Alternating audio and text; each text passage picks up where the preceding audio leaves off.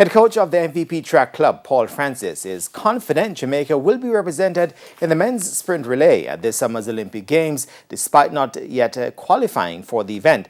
The team of O'Shane Bailey, Johan Blake, Rashid Dwyer and Taekwondo Tracy failed to make the final of the 2019 World Championships after finishing 5th in Heat 1 in Doha, therefore missing qualification for Tokyo 2020.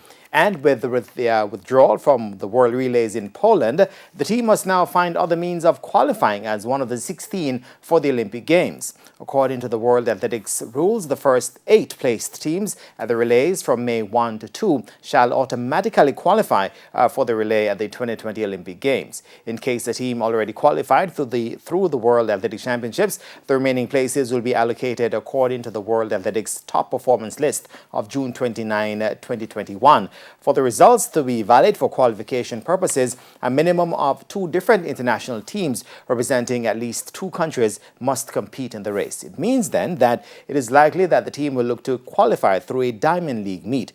But despite the uncertainty, Francis, who was set to be the team leader to Poland, isn't perturbed.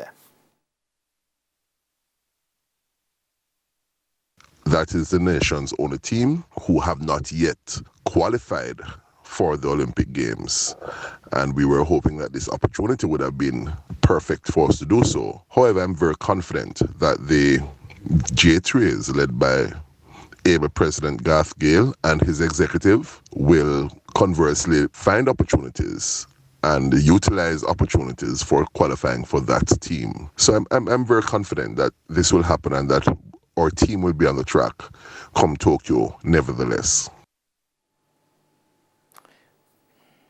Right, we're approaching the finish line. We'll take a break and come back with some more. Stay tuned.